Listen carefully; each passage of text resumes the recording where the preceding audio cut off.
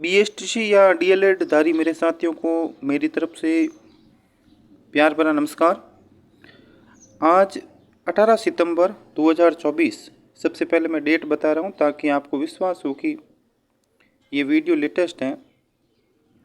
इसमें बात करेंगे हम बीएसटीसी या लेवल 1 में जो राजस्थान सरकार के द्वारा 50% रिजर्वेशन महिलाओं को दिया गया है और किस प्रकार से जो हमारा आंदोलन है वो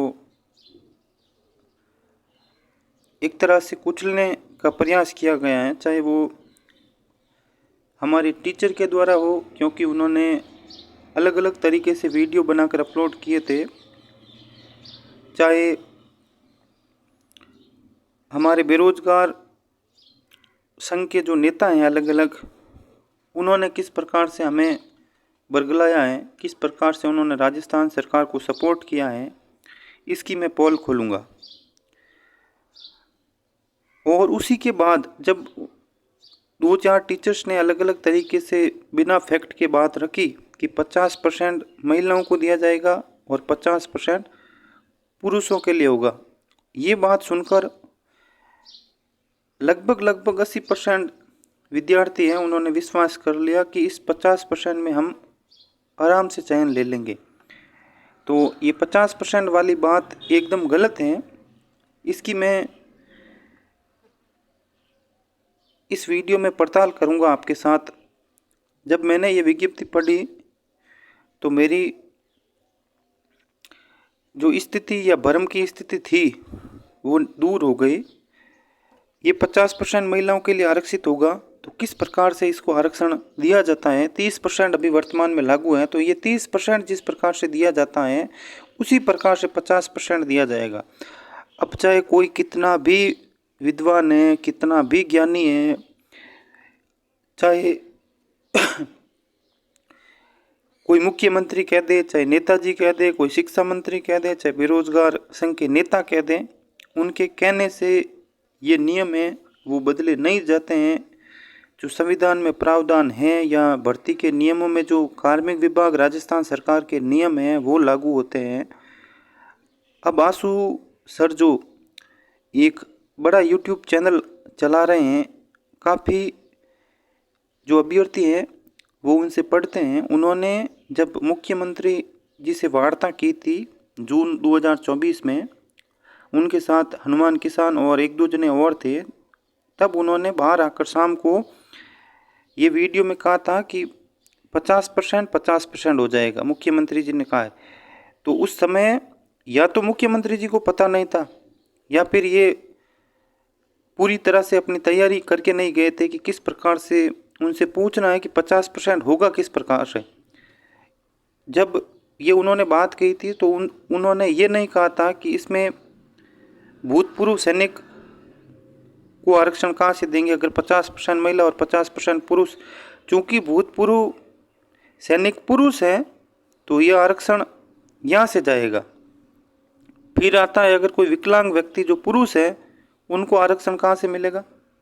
और फिर अगर कोई स्पोर्ट्स का बंदा है, और अधिकतर स्पोर्ट्स में आज के वर्तमान समय में, मैं कोई पूर्वाग्रह से ग्रसित होकर बात नहीं कह रहा हूँ, अधिकतर जो इंटरनेशनल लेवल पर हैं वो पुरुष अभ्यर्थी भाग अधिक लेते हैं। हाँ, महिलाएं भी लेती हैं, मैं उनकी बात ये नहीं है कि उनको मैं कम गिन रहा हूँ, कम नहीं है। जो भारत की या राजस्थान की वर्तमान स्थिति है उस हिसाब से मैं बात कर रहा हूँ।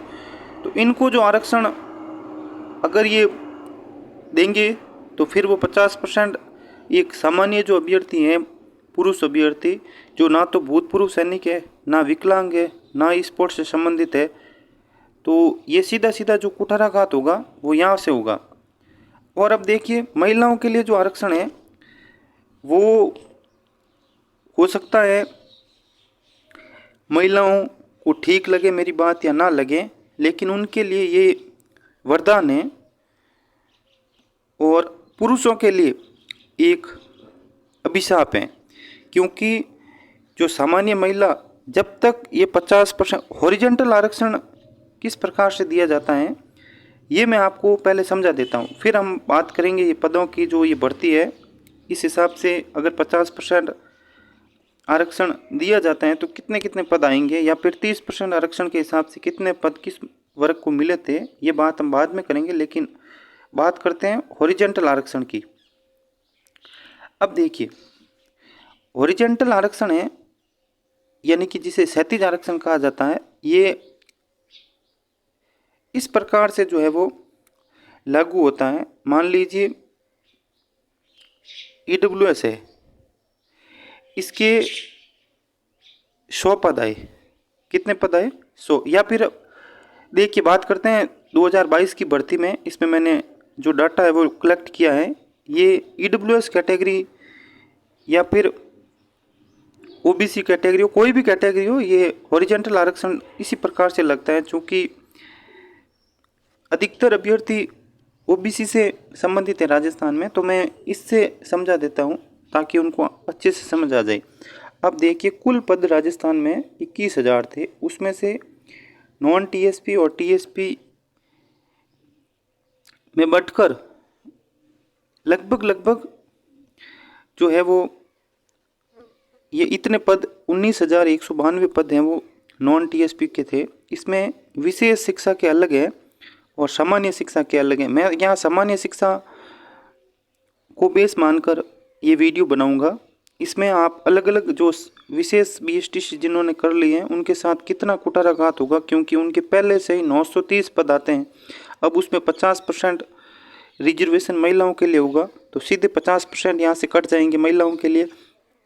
और उसके बाद में भूतपूर्व सैनिकों के जो पद है वो भी इसमें काउंट होता है। ऐसा नहीं कि भूतपूर्व सैनिक विशेष शिक्षा में नहीं आ सकते हैं, वो आ सकते हैं, लेकिन उन्होंने बशर्ते विशेष शिक्षा में डिप्लोमा किया हुआ हो।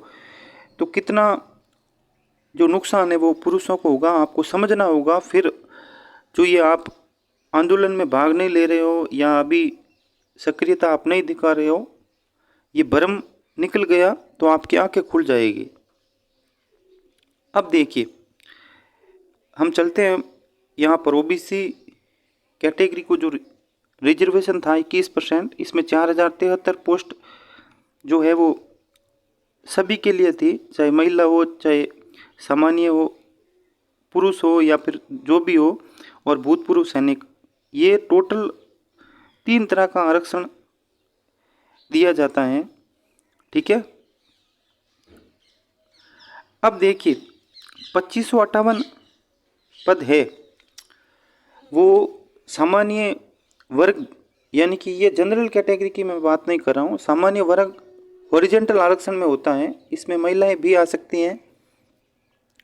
लेकिन कैसे आ सकती है वो मैं आगे अगले पेज पर बात करूँगा। इसमें महिलाओं, सामान्य महिला के लिए 745 पद,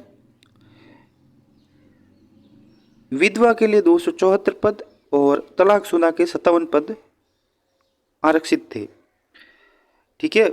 तो और 1,076 पद इनकी जोड़ टोटल होती है, और भूतपूर्व सैनिक 439। अब राजस्थान में जो सामान्य पुरुष जो कि ना तो विकलांग है ना ही स्पोर्ट्स पर्सन है, तो उसके लिए इन पदों में से पद बचते हैं 2,558, ठीक है। 2,558 पद बचते हैं, क्योंकि इनमें से महिलाओं का 1,076 पद वो महिलाओं के लिए आरक्षित है 30% के हिसाब से, और भूतपूर्व सैनिकों के लिए 439 पद आरक्षित है। तो जब भर्ती में ये 4,073 पद दिखते हैं, तो इसमें से 30% के हिसाब अगर काट दें, 30% अलग कर दें, तो फिर 2,558 पद हैं वो बचते हैं। 30% महिलाओं का और भूतपूर्व सैनिकों का काट दे तो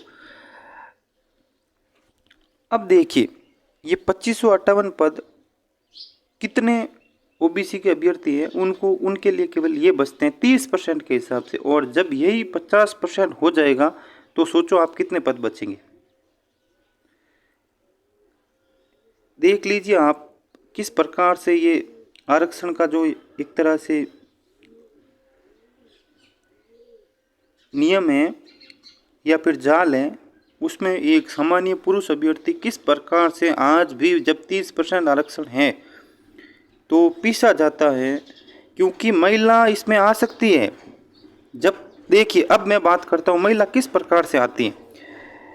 मैंने पूरी पड़ताल की है, अलग अलग कार्मिक विभाग के जो नोटिफिकेशन है उसको पढ़ा है, अलग अलग राजस्थान सरकार की भर्ती के नियम है वो पढ़े हैं, और इस विज्ञप्ति में क्या लिखा है ये भी देख लीजिए। ये देखिए, महिलाएं, भूतपूर्व सैनिक, उत्कृष्ट खिलाड़ी और दिव्यांगजन, यानी कि ये 4 प्रकार के जो वर्ग हैं वो इनको आरक्षण है वो हॉरिजॉन्टल आरक्षण प्राप्त होगा। और हॉरिजॉन्टल कैसे दिया जाएगा ये मैं अभी बात करूंगा। अब देखिए, महिलाओं का जो आरक्षण है भर्ती में एक पैराग्राफ है, ये इस प्रकार से दिया जाता है। ये देखिए, अब महिलाओं की बात करेंगे, बाद में हम दिव्यांग जनों और स्पोर्ट्स की भी बात करेंगे। ये वीडियो ज़रूर लंबा होगा, लेकिन आप इसको पूरा देखेंगे तो आपको समझ में आएगा कि किस प्रकार से जो है वो टीचर या फिर कोई भी व्यक्ति हमें भ्रमित कर रहा है, हमारा जो आंदोलन है वो कमज़ोर कर रहा है। अब देखिए, महिलाओं हेतु रिक्तियों का आरक्षण हॉरिजॉन्टल यानी कि कैटेगरी वाइज 30% होगा। अब ये 50% इन्होंने प्रावधान किया है, तो यहाँ 50 आगे लिखा जाएगा। भविष्य में अगर ये होता है तो महिलाओं का आरक्षण उस संबंधित प्रवर्ग में जिनकी वे महिला आवेदक है आनुपातिक रूप से समायोजित किया जाएगा। अब मान लीजिए कोई भी महिला एससी कैटेगरी की है तो उसको एससी कैटेगरी के जो कुल पद हैं उसमें से 30% इनके लिए रिजर्व होंगे। तो ये इस लाइन का मतलब ये है। अब देखिए, स्पष्टीकरण दिया है किसी वर्ग यानी कि अनारक्षित या सामान्य वर्ग, अनुसूचित जाति, अनुसूचित जनजाति, अन्य पिछड़ा वर्ग, अति पिछड़ा वर्ग, एमबीसी या ईडब्ल्यूएस की पात्र एवं उपयुक्त महिला आवेदक उपलब्ध नहीं होने पर उस पद को उसी वर्ग के पुरुष आवेदक से भरा जाएगा। अब जब उपलब्ध नहीं हो तब की बात है। अब आपको पता है कि राजस्थान में बीएसटीसी की हुई, जैसे मान लीजिए 4000 पद आते हैं कुल, तो उसमें से लगभग मान लीजिए 4000 का हम देखें तो 1300 के समथिंग, अभी 30% के हिसाब से देखें तो ये 1300 पद। अब क्या राजस्थान में 1300 जो ओबीसी कैटेगरी की महिला है या फिर कोई भी पद हो, चाहे कोई भी वर्ग हो, इसमें मैं किसी वर्ग की बात नहीं कर रहा हूँ, ये अगर 4000 पद मान लीजिए ओबीसी, एससी, एसटी जो भी कैटेगरी है उसमें अगर आते हैं तो इसमें क्या हर कैटेगरी में मैं कहता हूँ कि इतनी महिलाएं उनको मिल जाएगी। अगर नहीं मिलेगी तो हॉरिजॉन्टल आरक्षण दिया जाता है। अब मान लीजिए कोई महिला है ओबीसी की, उसने पूरे राजस्थान में फर्स्ट रैंक प्राप्त की है, ठीक है, तो भी उसको हॉरिजॉन्टल आरक्षण दिया जाता है, ज़बरदस्ती दिया जाता है, वो उसको काउंट करते हैं हॉरिजॉन्टल आरक्षण में। अब जब ये 30% कोटा फुल हो जाता है, मान लीजिए 30% के हिसाब से 1300 महिलाएं थी, ठीक है, और 1300 महिलाओं को जो आरक्षण वो दे दिया गया है, तो उसके बाद जो महिलाएं सेलेक्ट हो रही है, यानी कि जो महिलाएं बहुत होशियार थी पढ़ाई में, जिन्होंने अच्छे नंबर लाए हैं, वो सामान्य जो उस श्रेणी के ओबीसी के जो सामान्य पद हैं उस पर जाएगी। अब ये 1300 पद जब तक नहीं भरेंगे तब तक तो हॉरिजॉन्टल आरक्षण रहेगा। जैसे ही 30% आरक्षण के अनुसार जो पद है वो बढ़ जाते हैं तो फिर वो कोई भी महिला हॉरिजॉन्टल आरक्षण में नहीं गिनी जाती है। लेकिन अब ये राजस्थान सरकार इसको बढ़ाकर 50% कर रही है, तो ये जब तक नहीं बढ़ेगा तब तक ऊपर से पुरुष अभ्यर्थी हटते जाएंगे। मान लीजिए 20 स्थान की बात करते हैं तो कोई महिला जिसके पुरुष अभ्यर्थी से अंक कम है, नीचे से जो है ये क्योंकि 50% कोटा पूरा करना है, और 50% कोटा तभी पूरा होगा जब महिलाएं इसमें शामिल होगी। तो महिलाएं किस प्रकार से शामिल होगी? अब पुरुष को हटाएं, पुरुष को यहाँ से हटाएं और ये इस स्थान पर महिला को बैठाएं। मान लीजिए 17वें नंबर पर, फिर 19वें नंबर पर कोई पुरुष अभ्यर्थी है, उसके नंबर महिला से अधिक है किसी महिला से, लेकिन चूंकि ये 50% कोटा भर नहीं रहा है, अभी भरा नहीं है, तो इस पुरुष अभ्यर्थी को बाहर किया जाएगा। फिर मान लीजिए 20वें नंबर पर कोई पुरुष अभ्यर्थी है लेकिन अब भी कोटा नहीं भरा है, तो इस पुरुष अभ्यर्थी को यहाँ से बाहर किया जाएगा, जबकि इस पुरुष के नंबर किसी महिला से उस महिला से अधिक थे, लेकिन चूंकि यह कोटा 50% भर नहीं रहा है क्योंकि महिलाएं पीछे उपलब्ध हैं। ये 50% जब तक नहीं भरेगा तब तक महिलाओं का चयन किया जाएगा, नीचे चाहे उसके कितने भी पुरुष के नंबर कम हो। पुरुष के मान लीजिए 150 है और एक महिला के 140 है, लेकिन ये चूंकि उस कैटेगरी एससी कैटेगरी में 50% आरक्षण है, उसके हिसाब से वो पद भरे नहीं है। लेकिन महिला के 140 नंबर है, उस महिला को इस 50% कोटे में भरने के लिए एक पुरुष अभ्यर्थी जिसके 150 नंबर है, 141 नंबर है, 142 नंबर है, उसको बाहर किया जाएगा। ये हॉरिजॉन्टल आरक्षण होता है। अब देखिए ये कितना असर दिखाएगा 50% जब कर देंगे।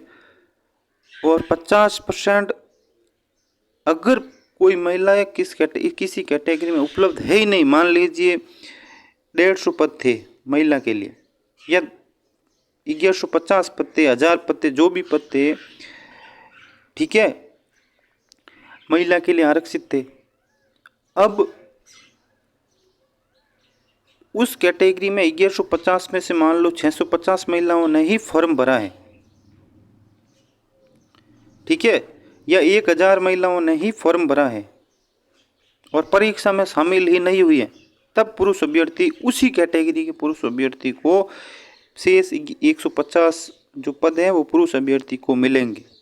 और ये 90% कैटेगरी में ऐसा हो नहीं सकता है कि महिलाएं उपलब्ध ना मिले। हाँ, कोई एक आध कैटेगरी हो सकती है उसमें नहीं हो उपलब्ध महिला अभ्यर्थी, तो फिर पुरुषों को जाता है। वो भी 500-700 पद अगर पूरी भर्ती के हिसाब से देखे कैटेगरी वाइज, चाहे टोटल कैटेगरियाँ जोड़ ले तो भी 500-700 पदों में पुरुष अभ्यर्थी शामिल होते हैं। तो ये दिमाग से आप निकाल दीजिए कि इसमें कोई पुरुष अभ्यर्थी आ जाएगा। फिर आगे लिखा है कि विवाहित महिला आवेदक को अपने पिता के नाम, आय के आधार पर जारी अन्य पिछड़ा वर्ग या अति पिछड़ा वर्ग का नॉन क्रिमिनल का प्रमाण पत्र प्रस्तुत करना होगा। पति के नाम और आय के आधार पर जारी प्रमाण पत्र मान्य नहीं होगा। अब देखिए इसमें भी इन्होंने एक अलग से नियम बनाया हुआ है। हॉरिजॉन्टल में भी महिलाओं हेतु आरक्षित किए गए पदों में नियमानुसार 8% पद विधवा और 2% जो पद है वो तलाकशुदा महिलाओं के लिए आरक्षित है। यदि विधवा अभ्यर्थी उपलब्ध नहीं होती हैं तो विधवा के लिए आरक्षित पद को उसी श्रेणी की परित्यक्त विवाह विच्छिन्न महिला यानी कि तलाकशुदा से भरा जाएगा। और इसी प्रकार यदि तलाकशुदा महिला अभ्यर्थी उपलब्ध नहीं होती हैं तो विधवा से भरा जाएगा। यदि विधवा और तलाकशुदा दोनों ही पर्याप्त संख्या में उपलब्ध नहीं होती हैं तो इनके लिए जो आरक्षित पद हैं उस श्रेणी की सामान्य महिला से भरे जाएंगे। और अगर सामान्य महिला उपलब्ध नहीं होती है तो फिर पुरुष अभ्यर्थी से भरे जाएंगे। ये नियम है इसका। अब आप सोच लीजिए। अब बात करते हैं उत्कृष्ट खिलाड़ी के लिए। उत्कृष्ट खिलाड़ियों को राज्य सरकार की अधिसूचना दिनांक 21/11/2019 के अनुसार कुल रिक्तियों का 2% जो है वो आरक्षण देय होगा। उत्कृष्ट खिलाड़ी है तो आरक्षित पदों का आरक्षण क्षैतिज यानी कि हॉरिजॉन्टल रूप से है, अर्थात आवेदक जिस वर्ग से हैं। यदि कोई आवेदक सामान्य वर्ग यानी कि ओपन कैटेगरी से संबंधित है, जनरल कैटेगरी से, या फिर कोई ईडब्ल्यूएस से है, अनुसूचित जाति है, अनुसूचित जनजाति है, पिछड़ा वर्ग है, अति पिछड़ा वर्ग का होगा तो उसे उसी वर्ग के अंतर्गत समायोजित किया जाएगा। यानी कि मान लीजिए कोई ओबीसी कैटेगरी का एक रमेश नाम का विद्यार्थी है और वो उसके पास स्पोर्ट्स सर्टिफिकेट है, वो उत्कृष्ट खिलाड़ी है, तो ये रमेश ओबीसी कैटेगरी के पद पर चयनित होगा। और चूंकि ये पुरुष हैं तो फिर ये सामान्य जो कुल पद थे टोटल उसमें से सामान्य पदों में से ये एक पद अपना ले जाएगा। तो फिर से ये पुरुषों के साथ कुठाराघात हुआ है। तो सोचिए किस प्रकार से ये आरक्षण है वो पुरुषों पर कुठाराघात है। ये आप सोच लीजिए। आपके मन में ये वहम हो कि मुझे तो एक ही सीट लेनी है, मैं ले लूँगा, तो यही सब सोच रहे हैं। केवल आप ही इस राजस्थान में होशियार नहीं है, ये सभी अभ्यर्थी सोचेंगे। जब चारों ओर से उन्हें निराशा हाथ लगेगी तो फिर वो अपनी मेहनत के दम पर ही कोशिश करेंगे कि वो चयन लें, तो ये दिमाग से निकाल दें। अब तक आपके पास मौका है इसको वापस सरकार को लेने पर मजबूर करने का। जो भी आपके जो इस बीएसटीसी में आगे होकर आंदोलन करते हैं उनका सपोर्ट करें, ठीक है।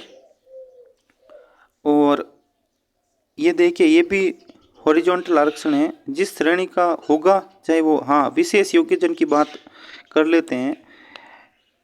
अगर कोई राहुल नाम का अभ्यर्थी है, ठीक है, और वो विकलांग है, ठीक है, विकलांग है और वो ईडब्ल्यूएस कैटेगरी से संबंधित है और पुरुष है, क्योंकि राहुल है तो पुरुष ही होगा, ये तो सीधी सी बात है। हाँ, अगर कोई लड़की होगी, मान लीजिए कोई रीना नाम की लड़की है, वो महिला है और विकलांग है, तो फिर वो महिला आरक्षण में गिनी जाएगी। लेकिन चूंकि पुरुष होता है तो वो सामान्य जो टोटल पद होंगे कुल भर्ती के उस कैटेगरी के, उसमें से एक पद अपना ले जाएगा, ठीक है। ये इस भर्ती में कुल जो पद थे 4% पद थे दिव्यांगजनों के लिए आरक्षित थे, 687 पद थे। और वहीं उत्कृष्ट खिलाड़ियों के लिए 2% आरक्षण दिया जाता है, उसके हिसाब से 336 पद हैं वो रिजर्व थे। तो हर तरीके से जो आरक्षण है वो घूम फिर कर पुरुषों को ही नुकसान पहुंचाएगा। आप मानिए ना मानिए, विशेष योग्य जन भी अधिकतर पुरुष होते हैं, महिलाएं भी होती हैं, लेकिन उनकी संख्या कम होती है। उत्कृष्ट खिलाड़ी अधिकतर पुरुष ही होते हैं। तो जितने भी साथी हैं, मैं हाथ जोड़कर आपसे विनती करता हूं, हमारे इस आरक्षण को सरकार को वापस लेने पर मजबूर करना है। तो अब आंदोलनों से कुछ नहीं होगा। किसी भी नेता, बेरोजगार नेता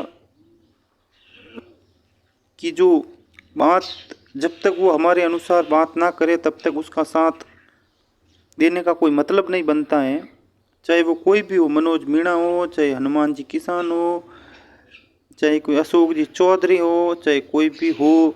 अरे हमसे तो बीजेपी का कोई जिला स्तर का नेता तक बात करने को तैयार नहीं है, क्योंकि 3 महीने हो गए, हमने कुछ नहीं किया है अभी तक, कुछ नहीं, केवल परमिशन कर रहे हैं। जब तक धरना आप नहीं देंगे तब तक ये आरक्षण हटने वाला नहीं है, क्योंकि सरकार में बैठे जो नेता हैं उन्हें इसका अनुमान नहीं है। जब ये लागू होगा, जब इसके परिणाम आएंगे तब पता चलेगा। जो कि ओबीसी कैटेगरी में 2018 में जो भूतपूर्व सैनिकों के लिए प्रावधान किया गया था, उस समय भूतपूर्व सैनिकों का जो प्रावधान था उसमें ओबीसी के जो पुरुष अभ्यर्थी थे उन्होंने कुछ नहीं किया था, ना आंदोलन किया था, ना कोई धरना दिया था, तो वो लागू हुआ था। फिर जब सरकार को पता चला तो उन्होंने उस विसंगति को दूर किया था। जो भी एक्समैन है उनको अलग से पद नहीं दिया जाता है, हर कैटेगरी में ये पद जो है वो भूतपूर्व सैनिकों को दिए जाते हैं। टोटल जो पद है भर्ती के उस हिसाब से अलग से नहीं दिए जाते हैं। ये हर कैटेगरी में देखिए आप, हर कैटेगरी में दिए हुए हैं। तो ये भूतपूर्व सैनिक भी हमारे पुरुषों के ही पद जो है वो कम होंगे। ये देखिए हर कैटेगरी में पद है, ये देखिए, क्योंकि इस महिला कोटे को पूरा भरना है सामान्य। हाँ, एक और ये बात, क्योंकि सामान्य महिलाओं का पद 1907 है, जब तक ये 1907 पद नहीं भरेंगे तब तक हर कैटेगरी से यहाँ से लिए जाएंगे, अलग अलग कैटेगरियों से यहाँ से लिए जाएंगे। 1907 पद भरेंगे तो यहाँ पर चूँकि महिलाओं के पद खाली हुए, अब इनको भरने के लिए यहाँ से पुरुष अभ्यर्थियों को हटाया जाएगा।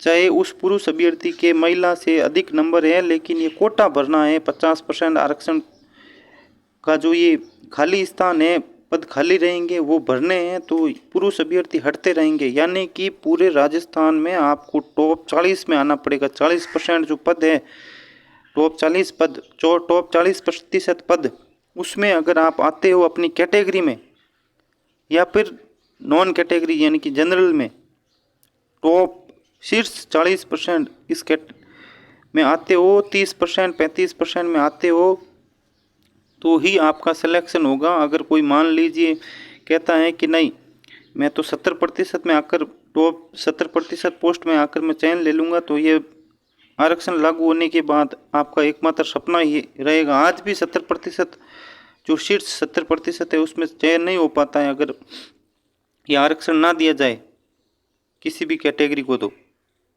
बहुत टेढ़ी खीर होती है, क्योंकि महिलाओं का 30% जो रिजर्वेशन है, यानी कि आपको देखिए ये 4073 है पद, तो आपको इन 2558 में शीर्ष टॉप में आना पड़ेगा। क्योंकि जब महिला शीर्ष 2558 में आती है और ये आरक्षण जो ये कोटा ये भर जाता है, तो फिर उसके बाद ये आरक्षण जो देना है वो बंद होता है, मिलना बंद होता है महिलाओं को। जब तक 50% कोटा नहीं भरेगा तब तक पुरुष अभ्यर्थी हटते रहेंगे। तो किसी भी टीचर की बातों में मत आइए। जब भी कोई धरने के लिए बुलाए, प्रदर्शन के लिए बुलाए, तो बिना कोई राग द्वेष आप उनकी मदद के लिए जाएं, उनका आर्थिक सहयोग करें, उनका हौसला बढ़ाएं। आपस में झगड़े नहीं, 33% करना है, 36% करवाना है, 40% करना है, कोई मतलब नहीं है। ये बात की बात है, जब सरकार वार्ता करेगी, आप मन से लड्डू खा रहे हो, कोई मतलब नहीं है। ये गांव बसा नहीं और भिखारी पहले आकर बैठ गए, ये वाली बात है। अरे पहले धरना तो दो, धरने में सहयोग तो करो किसी का। 3 महीने आपने निकाल दिए हैं। और ये एक और बात है, ये विधानसभा में कोई इसका जो है वो बिल लाने के लिए कोई ज़रूरी नहीं, जहाँ तक मुझे पता है। ये कैबिनेट जब मंजूरी दे देगी कैबिनेट बैठक में, उसके बाद कार्मिक विभाग है वो अधिसूचना जारी कर देगा, या फिर पंचायती राज विभाग, ठीक है, वो जारी कर देगा नियम। और क्योंकि 33% जो अभी एसआई भर्ती में दिया हुआ आरक्षण है, पुलिस भर्ती में जो एसआई भर्ती हो या फिर कांस्टेबल की पद हो, उसमें 33% जो पद है वो अभी आरक्षण महिलाओं को दिया गया है। पहले 30 था, अभी 33 किया है। तो केवल कैबिनेट मीटिंग में इसको मंजूरी दी गई, बस हो गया, ये बन गया नियम। अब 33% आगे से मिलेगा। चाहे ओबीसी में जो एक्समैन से संबंधित एक विसंगति थी, उसे हटाने के लिए केवल अशोक गहलोत जी ने कैबिनेट मीटिंग में मंजूरी दी थी, हट गया। तो बिना समय गंवाए हुए अगर आप धरना प्रदर्शन नहीं करते हो, तो फिर 30 से 35% पद है वो बचेंगे आपके लिए। ये लास्ट है, इससे अधिक किसी भी स्थिति में जो है वो बचने वाले नहीं हैं। एक्समैन वैक्समैन सभी का निकाल दे, विकलांग का, स्पोर्ट्स का, तो और अधिकतर कैंडिडेट पुरुष होते हैं। कितना कंपटीशन होगा, हर पॉइंट पर 2-2 3-3 अभ्यर्थी है वो रहते हैं पॉइंटों में। मैं पॉइंटों की बात कर रहा हूँ, हर नंबर की बात नहीं कर रहा हूँ। एक एक नंबर में तो 500-1000 कैंडिडेट हैं, वो इधर उधर ऊपर नीचे हो जाते हैं। तो अभी भी समय है, अभी भी कुछ बिगड़ा हुआ नहीं है। उपचुनाव में आप हरवाने की बात करते हो, अरे उपचुनाव में बीएसटीसी वालों की संख्या तो 2 लाख है पुरुषों की केवल। अगर टोटल 3,20,000 फॉर्म है रीट 2022 में भरे थे पात्रता में, उसमें बाहरी राज्यों के, अदर स्टेट के भी थे, महिलाएं भी शामिल थी, सभी शामिल थे, विकलांग दिव्यांग, तब 3,20,000 हुए थे। उसमें बीएड वाले भी कुछ ने ये सोचकर लगाया था कि जब फैसला आएगा तब देखा जाएगा। अरे हकीकत में तो 1.5 लाख से 2 लाख के बीच में पुरुष अभ्यर्थी है, और वो 200 विधानसभा क्षेत्रों में जब बढ़ते हैं तो क्या स्थिति होती है। हाँ, ये जरूर है कि अगर हम जयपुर में धरना दें, प्रदर्शन करें, और रोजाना न्यूज अखबार में कुछ ना कुछ न्यूज छपती है, टीवी पर जो है वो छपती है, तो एक अलग माहौल जरूर बनता है। कुछ हद तक, कुछ प्रतिशत तक जो है वो इस चुनाव में हम प्रभावित कर सकते हैं। बाकी हारने वाली इतनी संख्या नहीं है हमारी 200 विधानसभा के हिसाब से। तो बिना मतलब के कोई नारे लगाने से, राजस्थान सरकार मुर्दाबाद मुर्दाबाद घर बैठे करने से कुछ नहीं होगा। आपको निकलना होगा, बाहर निकलना होगा, तभी कुछ हो सकता है। बाकी कोई मतलब नहीं है इधर उधर की बातें करने से बिना मतलब। ये जो हमारे पीयूष जाखड़ जी हैं, ये अच्छा नेतृत्व कर रहे हैं। इन्होंने सीकर में भी कुछ दिन पहले धरना आंदोलन किया था। धरना तो इन्होंने टाल दिया था, क्योंकि इन्होंने ये कहा है कि मनोज मीणा इनके साथ थे शायद। इन्होंने ये कहा था कि संख्या अधिक नहीं थी, तो संख्या अधिक एकदम नहीं होगी। मैं आपसे भी कहना चाहूँगा कि एकदम पहले दिन को संख्या अधिक नहीं होगी, भले ही आप कितना ही कर लें। अरे एक ग्रुप में सभी BSTC धारी शामिल नहीं है, कितनी कमियां हैं इसमें। एक ग्रुप में BSTC धारी सभी सम्मिलित नहीं है, एक साथ नहीं है। उनको बात पहुंचाने में हमें एक सप्ताह पहले तैयारी करनी पड़ती है, तब उनके पास बात पहुंचती है, फिर वो टाल देते हैं, अपने काम से काम मतलब रखते हैं।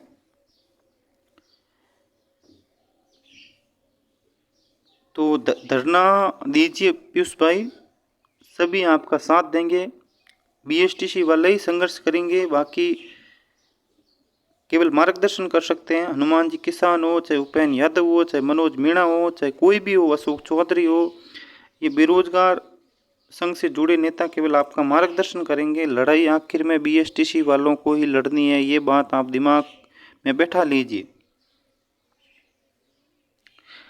चाहे कोई भी हो, 5-7 जने हो, ग्रुप में टीम बनाकर 5-7 जनों की एक शुरुआत कीजिए अच्छे से, बिना मन में कोई लाग लपेट लिए हुए। और सभी BSTC धारी जो है वो आपका पूरा सहयोग करेंगे, चाहे वो आर्थिक हो, चाहे वो किसी भी प्रकार का आपका सहयोग हो, तो ये ज़रूर करेंगे। लेकिन आप शुरुआत कीजिए। अभी क्या है, आप हमारी मुख्य समस्या ये है कि अगर सीकर में धरना होता है और मान लीजिए बाड़मेर का कोई पुरुष अभ्यर्थी है, वो शाम को निकलता है, सुबह पहुंचता है 11-12 बजे, तो हमारा धरना जो वो आंदोलन है वो ख़त्म हो जाता है 12-1 बजे। तो ज्ञापन देकर, ज्ञापन तो 5 लोग भी दे देंगे, संख्या से नहीं बढ़ेगी। क्यों? इसका सीधा सा रीजन है कि पहले हमें BSTC के जो पुरुष हैं या फिर महिलाएं हैं, इनको विश्वास में लेना होगा कि हम धरना ही देंगे, आप आइए, तो ये आएंगे, बाकी किसी भी स्थिति में नहीं आएंगे। चाहे कोई भी धरना दे, पीयूष की मैं बात नहीं कर रहा हूँ, ठीक है? तो ज़रूर आप इस पर ध्यान दीजिए। बाकी और भी मैं बातें आगे करता रहूँगा, टेलीग्राम ग्रुप में भी या फिर इस YouTube चैनल पर भी। तो मिलते हैं नेक्स्ट वीडियो में, तब तक के लिए आप अपना ख्याल रखिए। हर पल है वो हमारे आरक्षण को हटाने के लिए दीजिए। आप कितना भी पढ़ लें, चयन इस 50% के बाद मुश्किल हो जाएगा, बहुत मुश्किल होगा। अब कोई मोटिवेशन या नेगेटिव बात करने का मेरे पर आरोप लगा सकता है, लेकिन वास्तविकता से आप मुंह नहीं मोड़ सकते, ये सीधी बात है, ठीक है? तो मिलते हैं नेक्स्ट वीडियो में, तब तक के लिए जय हिंद, थैंक यू।